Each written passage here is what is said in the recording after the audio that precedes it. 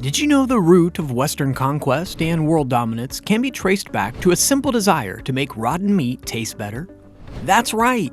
Spices have an interesting and bloody history. While we often hear about the European conquests of the Americas and the rise of colonial empires spanning the globe, we don't often consider that it was all in the name of flavor. So let's explore some of the most violent struggles to control the spice trade and uncover the dark and brutal events that unfolded. From Vasco da Gama's campaign of terror to the Banda Islands Massacre, these stories reveal the lengths to which nations and individuals went to gain control over the spice routes. The Amboya Massacre of 1623. In the treacherous world of the spice trade, where fortunes were made and lives were lost, one tiny island stood as a battleground for two mighty empires.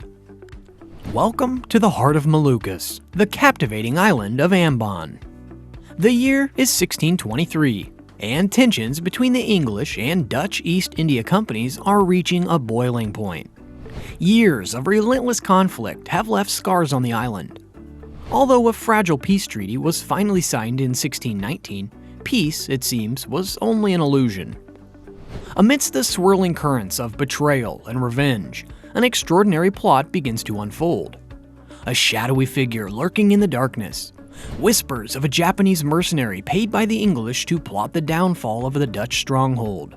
Who is this enigmatic figure, and what secrets do they hold? As the English ships sailed through the treacherous waters, their cargo laden with precious spices, they found themselves facing a new threat. Fueled by a thirst for dominance, Dutch vessels began harassing the English merchants, driving up the cost of pepper back in England. The spice trade was about to take a sinister turn. In reality, the English had fewer than 20 men on the island and no way to call for backup. Meanwhile, the Dutch had 200 European troops, 300 native troops, and several Japanese mercenaries. The plot was pretty unrealistic, but alas, fueled by paranoia and a thirst for vengeance, the Dutch governor of Amboya, Herman van Spelt, believed the English were on the brink of launching a devastating strike.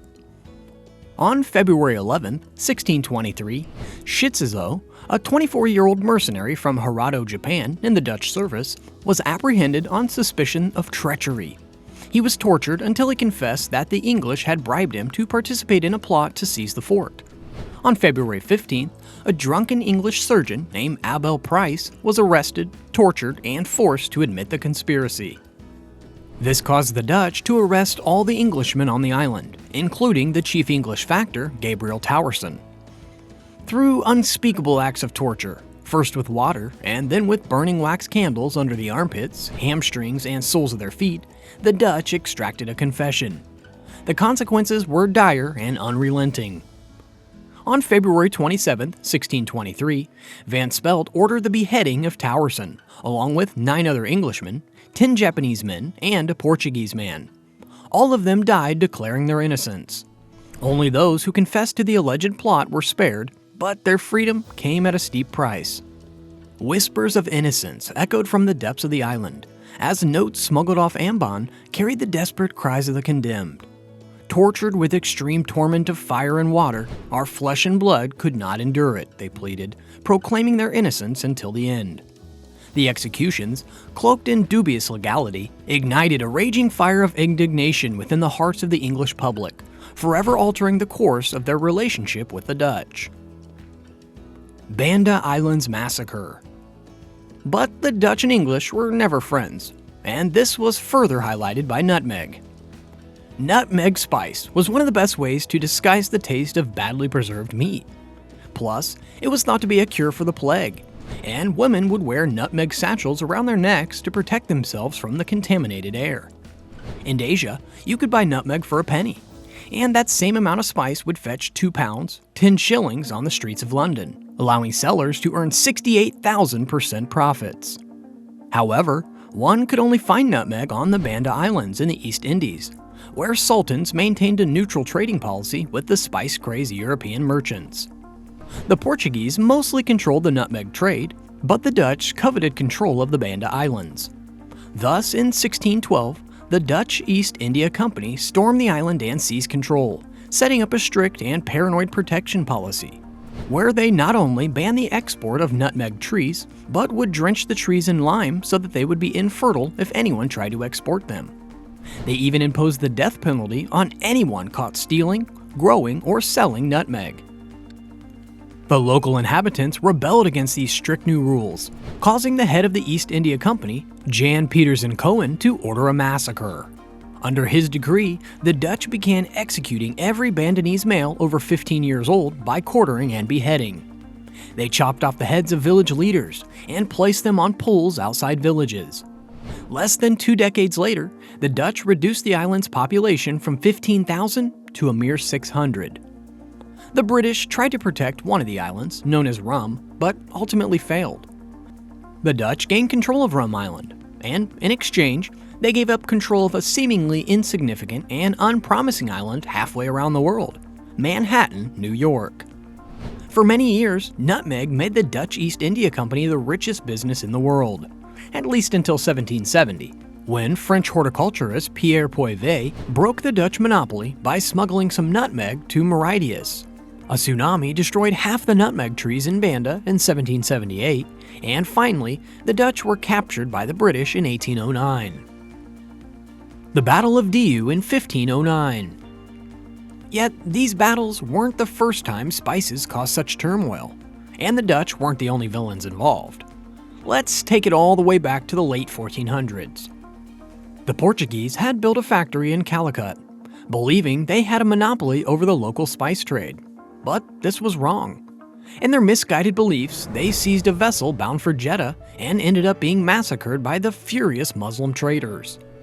The Portuguese retaliated by destroying 12 Muslim vessels and bombarding Indian ports. But that wasn't enough for them. They thirsted for more power. They chose to seek revenge and fight for a monopoly.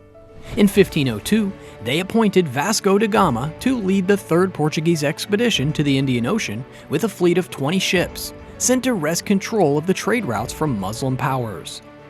Da Gama wasted no time launching a campaign of terror along the Arabian coast, attacking and pillaging coastal communities. They spent several days searching for ships returning from the Arabian Sea to loot and plunder.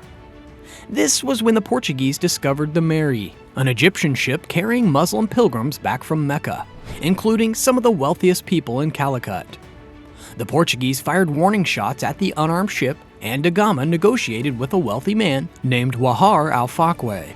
Al-Fakwe first offered the Portuguese money, then his own wife, and even his nephew as collateral, along with the 4 ships' worth of spices. He even offered to spread goodwill between da Gama and the ruling Zamarin of Calicut, but da Gama demanded everything. After stripping the vessel clean of gold and jewels, da Gama offered 5 ships worth of food for 20 children on board, who he vowed to make friars in the Church of Our Lady at Belem. Once he had the children, da Gama ordered his men to set fire to parts of the Mary. When the Portuguese saw that the pilgrims had extinguished the fires, da Gama returned to light them again. The pilgrims offered even more wealth and jewels, but da Gama was adamant. He wanted revenge for the deaths of the Portuguese in Calicut several years earlier.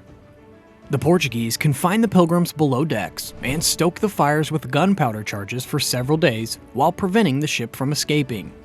The ship eventually sank, killing nearly 400 people on board. Da Gama then moved closer to Calicut, where his men captured and dismembered 30 fishermen and left their bodies floating for their families to find. These dark chapters of history remind us of the far-reaching impacts of spices and the lengths to which people have gone to obtain them. While spices continue to enrich our culinary experiences today, it's essential to remember the bloodshed and suffering that accompanied their acquisition in the past. As we savor the flavors and aromas of the spices, let us also honor the lives lost and reflect on the complex and often brutal history that shaped our modern relationship with food.